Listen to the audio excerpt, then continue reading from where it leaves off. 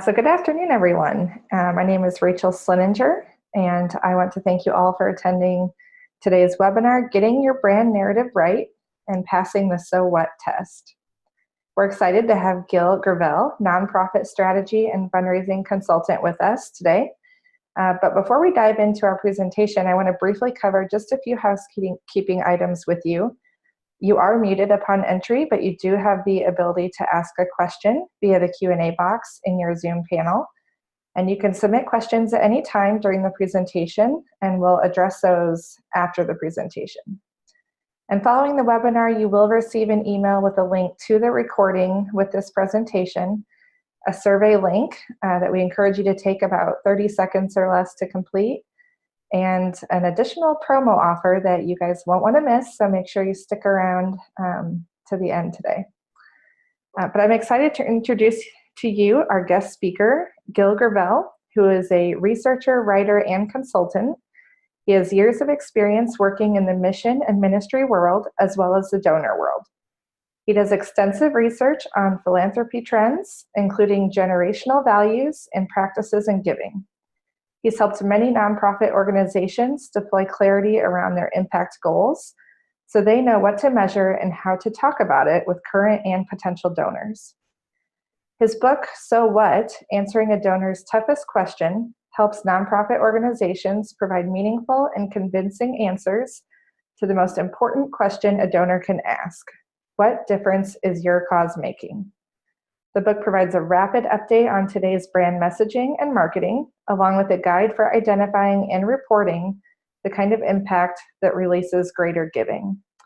Gil, thank you again for joining us today, and I'm going to hand it over to you. Great, thank you. Welcome everybody to the webinar today. Thank you for carving a little bit of time out of your busy day, no doubt, to go on a little bit of a learning journey together. The title speaks for itself, Passing the So What Test. And the biggest challenge today that nonprofits have is getting somebody's attention, even just for a few brief moments. And you know the reasons why, because we're all so busy. Social media keeps us even busier. Our time frames for listening are shorter. Our attention spans are challenged. And we're constantly marketed to all day long, whether you realize it or not. So brand narratives of the past have been something that was easier to hold people's attention over, but it's not the same anymore.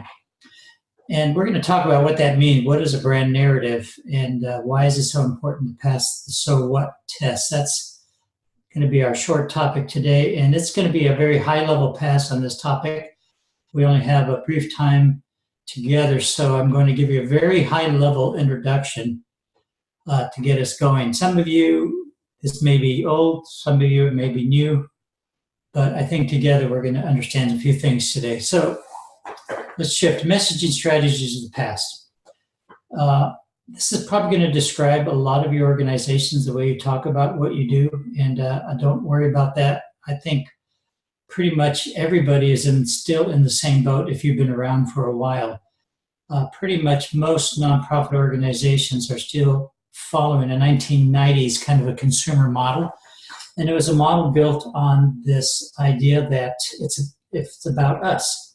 If we talk about our mission, our vision, if we describe our strategies, if we emphasize all the things we do, and we are very busy, then people are going to like us.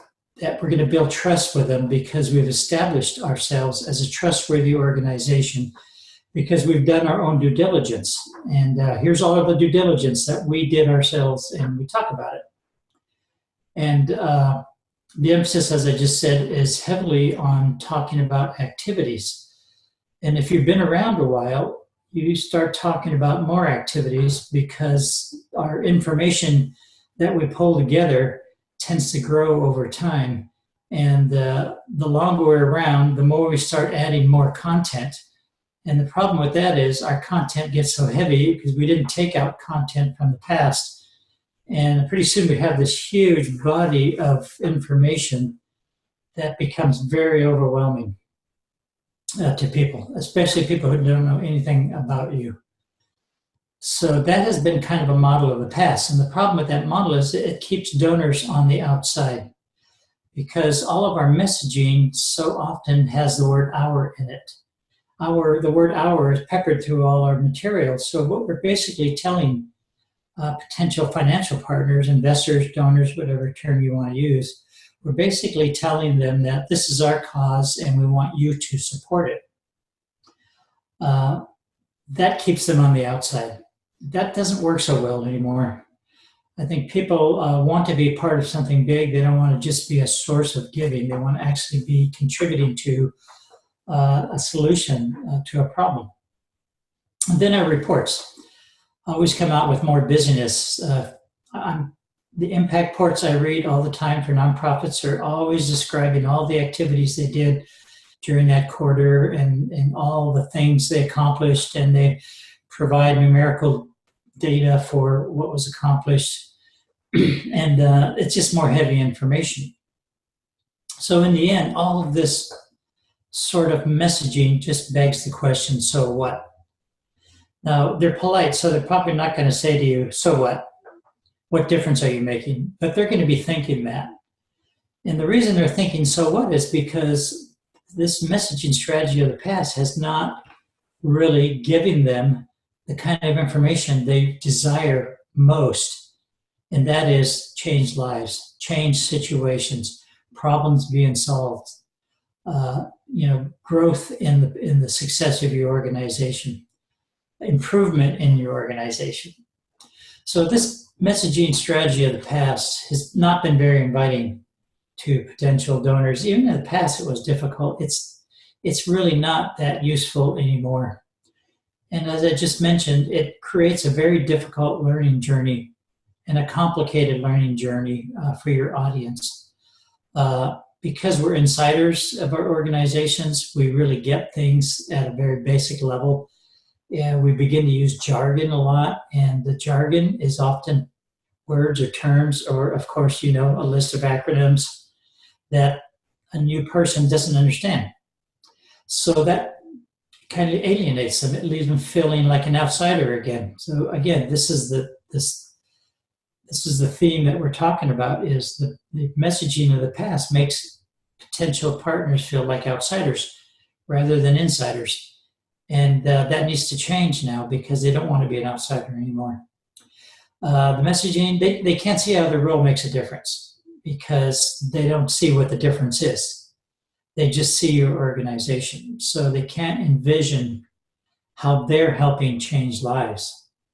I hope this makes sense because it's all about them seeing themselves as a part of the solution, not just a supporter of an organization that's doing good work. And this is still the messaging that so many organizations use. And I look at websites all the time. Part of the work I do with nonprofits is to evaluate their website messaging. And we pull that all together, and people, the organizational leaders begin to see, oh yeah, we get it now. We didn't understand it before because we understood it all so much.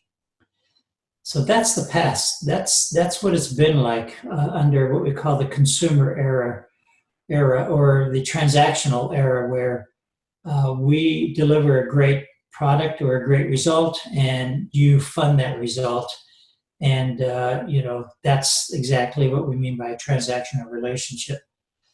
But people want more than transactional relationship now. They want involvement. They want deeper meaning in what they're doing with your organization.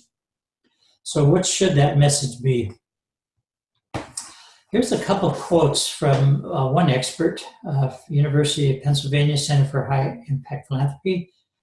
The study revealed this: when people were given more facts and statistics about the problem a charity was trying to address, they actually became less likely to donate. That may surprise you, because impact reporting or results or outcome reporting for years has been numerically driven. In fact, when people are asked, what is your impact? They'll almost always come back with a number of some sort or a percentage. And that has been the practice for so many years. And it's understandable that's been the practice because when evaluation first began, it was the engineers and the mathematicians who started asking questions about the results of, of giving, the results of philanthropy, the results of development work. So, it was those engineering and mathematical minds that really launched the whole evaluation, measurement and evaluation world, for 40 to 50 years. But that's coming to an end now. We're not saying that statistics are no longer important. They're still very important. But now there's something else people want, and that's the second quote here. The research that the Center for High Impact Philanthropy did discovered this. They care about personal stories. They care about relationships. They care about the more humanizing aspect of charity, not just crunching the numbers. In fact, the president of the Ford Foundation last year was quoted as saying something about precision is overrated. In fact, he was saying that mathematical precision in impact reporting was actually being looked on with suspicion now, because it's been used, in unscrupulous ways in the past to show success. And a statistician knows you can twist or spin anything with a statistical figure or a bar graph. So statistical reports alone are actually becoming looked on with suspicion from foundation and major philanthropy for that reason. And you've heard about the left brain and the right brain. The left brain wants facts, the business. The right brain wants personal stories. Well, humans are both left brain and right brain when it comes to nonprofit causes. Yes, they want to know that a lot of good is happening, but they also want to know what that good looks like in terms of lives and that humanizing aspect. So that's probably one of the biggest changes that we're seeing now when you do evaluation of your results, is getting that. Now, here's the challenge that stands before you. You have a minute. What are you going to say? Literally, you have a minute. That's about it.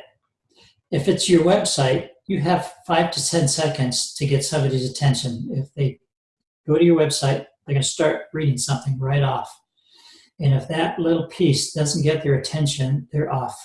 5 to 10 seconds. That's a bounce rate, and it's high if they're not captivated. It's the same with speaking. If you're speaking in front of somebody, you have about a minute to really get their attention and help them understand quickly and even deeply, believe it or not, what your organization's about. And if you can achieve that in a minute, they're going to ask a follow-up question. And if they ask a follow-up question, you've been successful because now you've started a conversation. And that's the whole goal of introducing your organization to people, is you start a conversation with them. Not convince them to start giving right away, not the donate button on the first page. And it's the same in your literature. If you don't capture them in the first paragraph or two, they probably aren't going to read on. So that's the challenge you have. So it's not that hard. It really isn't. And we're going to talk about how to do that. So first of all, you need to describe success in terms of quality change. You don't want to start with statistics. You don't want to start with activities. You just want to start with a story. Not just a terse anecdote, but a short, really very brief but rich story that explains everything about your organization. Believe it or not, a brief story that takes 10 to 15 seconds, maybe 20 seconds to tell. With that story, you can actually capture your vision, your mission, and your strategy in that one story, believe it or not. Well, I'm going to show you an example on that, but you can do that. And always talk in simple terms. Remember, they don't know anything about you, and you know everything about you, so always talk in very simplest terms about how that change was achieved. That's your business model or your strategies. Just tell them. Don't go into great details. Just tell them how you did it. And then talk about how donors help produce the impact. And this is the key here. Don't say we did this. Say we, inclusive, say we, our organization, our financial partners, everybody who works with us, our volunteers. This is how we do this together. And you have to include the financial partner, the giver, and that we. And they need to know it's the we, meaning including them. and keep it about the people you serve and the donors who participate. You don't need to talk about yourself hardly at all, because if you demonstrate the success of your organization, if you talk about the change that's happening in lives and you talk very simply about how that's achieved, they're already starting to like you. You've already impressed them. That's how you impress people today. You've already impressed them, so you don't need to go into a lot of detail all about you. That could come later. If the conversation and the relationship goes deeper, you'll have more time to get into more detail about your organization. But remember, we're talking right now about establishing your brand narrative and getting it going so the conversation can start. So you start with the impact story. Say it happens. You can give some numerical significance now, because you want them to know this is not a one-off poster child that you're showing around to everybody. You can give a statistical significance, how many situations or people or changes have happened. So then you show that it's not a one-off. That's really important. And then you tell them how they help make it happen. So they're the heroes of the story, not you. Believe it or not, your organization really is just bringing people together. The people you're serving and the people who are funding it and the volunteers who are helping, you're bringing them all together to accomplish change. So here's an example, a real example from the Los Angeles mission. And they came up with a tagline, and we always recommend come up with a tagline. You've got to get people's attention right away if they're going to hear or read something. So Los Angeles mission came up with this: doing homelessness differently. Because they discovered that nobody really understood the impact they were having, which was really tremendous, because everybody assumed they understood what a homeless program was. The Los Angeles mission is not a typical homeless organization in any stretch. It's very different, but nobody knew that because they didn't have ability to capture their impact narrative. So they do homelessness differently. How do they do it? They start with a story. And this is Tanya, who was a 27-year-old entrepreneur who recently launched her own all-natural cosmetic line. This is remarkable considering her past. At the worst of times, she was living on the streets selling drugs. The best of times, living paycheck to paycheck. This time is different. She has reconnected with family, and she's on the path to long-term success. She's successful now. She went from homelessness to this, from paychecks to savings accounts, to connected to family. So right away, people get success. They understand the so what question. This is the so what answer. This is what we do. And then they go, this is how we do it. And I'm not going to read it all. You can see it. But they just basically explain, we do it this way. We have a very simple thing. It's multi-layered. We're unique. We're tailored. We address each individual because there's multiple pathways to success. Not one program helps everybody. And then they tell you your involvement makes this remarkable transformation start. So you see how they bring the audience in right away. This is about you helping. And then here's their statistical significance, 85% graduation rate. So what you've done here is you've shown the impact. You've shown the business model and the strategy, and you've shown the statistical significance in the success rate. Now that right there is enough to capture people's attention and get who you are very quickly. And now they're interested. They're going to go more deeply with you, but you've got them now.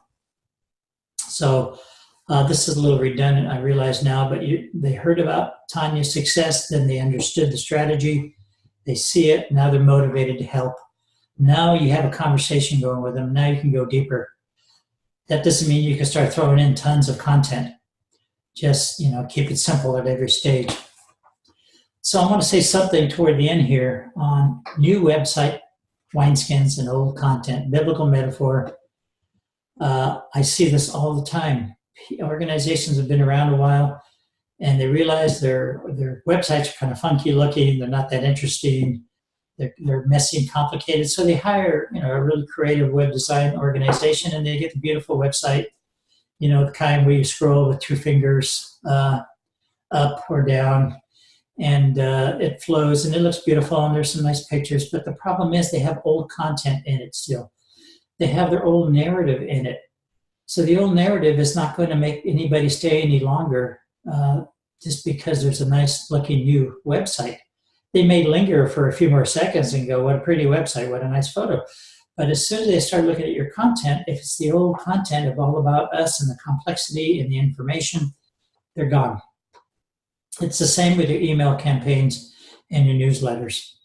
If you don't have a new narrative that really captures people's attention, really encourages them to want to read on, then your email campaigns are not going to be any more effective than they have in the past. They may be doing pretty well, but how many people are going to remember what you talked about? Or how many people are going to share that newsletter with somebody else who can afford it to their friends or to their giving circles?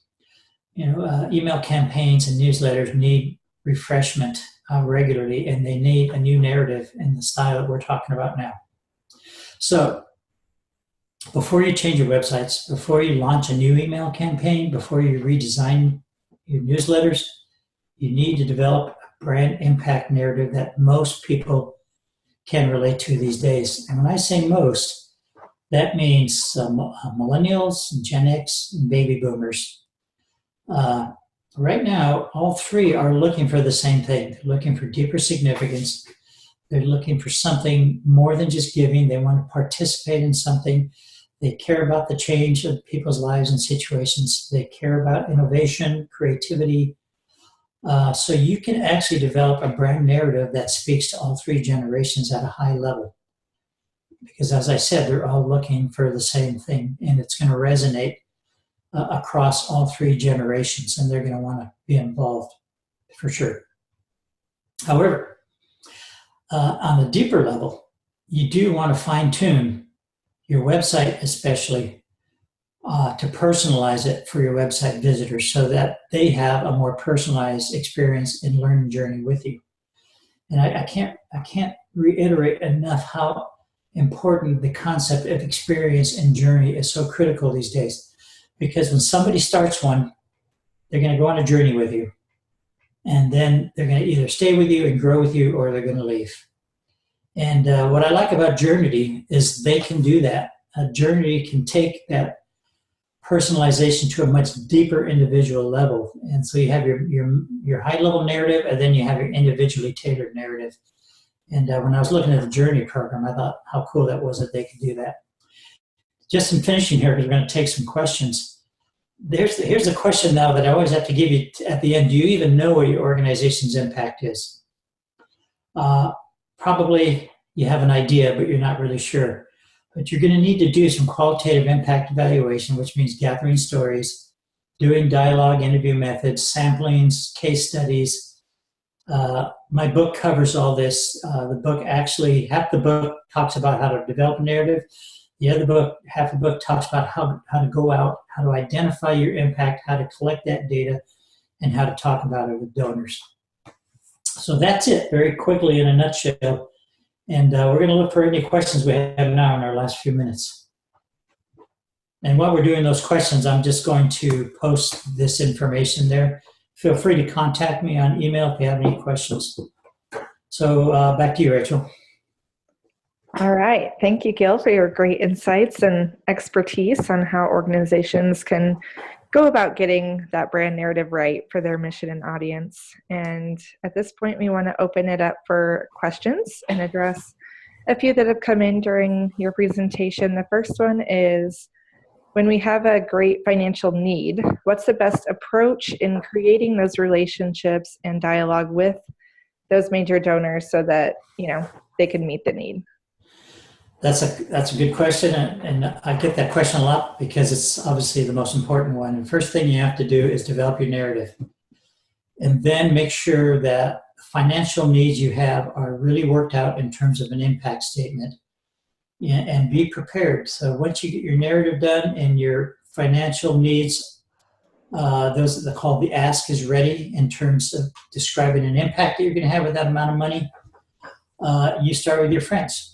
And you have to start testing with them, and then go to your friends, and then look for opportunities for your friends to develop inner circle meetings. And then what happens is the inner circle meetings grow out, and eventually you will start connecting with higher level donors.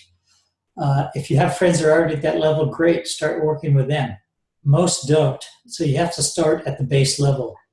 But if you start communicating your narrative with friends, and if it's really a good narrative, it's going to, I don't want to use the cliche viral, but it's going to get picked up. People are going to start sharing it. And that's the goal of your narrative, that other people want to share it. And then your path to growth and developing more relationship begins.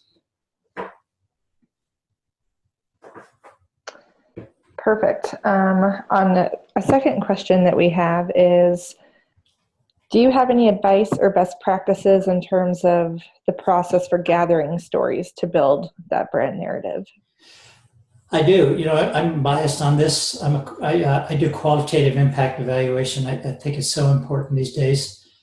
So the book talks about that, how to go out and do that. And I believe the best method, and the book actually has a guide to dialogue, is going out and sitting down with the people that you serve, people that you help, and just have it's a kind of an informal dialogue with them. You have specific questions you want to ask, but it's not a scientific approach, like a Likert scale. Don't give them a true or false test or multiple choice test. It's a set of questions you develop ahead of time to get at the heart of change, and you sit down with a variety of people that you serve, and you begin a dialogue with them, and make sure to record the dialogue. If you do that with enough people, and then you go back and analyze the answers in the dialogue, you typically begin to see patterns and trends developing. And you start to get insights on what is happening, what kind of change is happening, what does it look like. That gives you a second set of questions where you can go back and go deeper. But I really encourage just a simple dialogue method for getting at the heart of change. And believe it or not, if you get enough of that, it's valid enough for most donors, including high net worth donors and foundations. Just demonstrate that you got a broad sampling, and this is the result. And that's enough for most people. Statistically, of course, tell them how many people said the same thing, because that's really important too. But start with the dialogue. Great. And another great question that came in is there a format that works better than others for sharing your narrative, whether that be video, text, images, in person? I know you talked about, going viral and talking with people, but in terms of, some of the other digital channels, and methods of getting that out there, do you have any recommendations? Yeah, I would say all of the above, because that's the world we live in today. Newsletters are still the number one way to communicate reports and impact and things, believe it or not. And those are the things that people still share the most. But if you got impact and you can tweet them out, just a short impact statement, you tweet them out, or you're posting impact on your Facebook page too, people are going to share your impact stories, and that's what you want to do. I would say use them all, but just be consistent with your narrative, though. You have to really discipline yourself to not wander from the narrative, which organizations do. Be consistent on how you talk about it and be simple about it. And then you'll be surprised on how well it gets picked up. Great. We do have a couple questions that were not answered. Gil, I may connect you with them after, but one final one, for nonprofits, is there a specific customer management system that you've seen that works well just to help gather meaningful metrics, like how many members are actively involved in the organization, et cetera? Any thoughts on that? I'm not sure the question. Are they talking about something like Salesforce or a donor tracking, or? Yeah, I'm not entirely sure. I mean, I think it sounds like a mix of something like Salesforce, but also partnered with Journity, where you can track, a platform like Journity, where you can track their involvement and their engagement. So that's maybe one we can yeah. too, because I know. I just wanted to mention it is 12:30. Thank you, Gil, so much for being with us today. The promo we talked about, I want to mention really quickly, is dealing with the book, So What? And for those of you that are on, or if you've missed it and are watching this later, if you register and attend a demo of Journity, we are going to offer a complimentary So What book to you from Gil. So it's a great opportunity to get your hands on his book, as well as get to see a little bit more about how Journity can help multiply the impact for your organization as well. So thank you again, everyone, for attending. Thank you, Gil. We really appreciate everyone's time today, and have a great rest of your day. Yeah, goodbye, everybody. Thank you.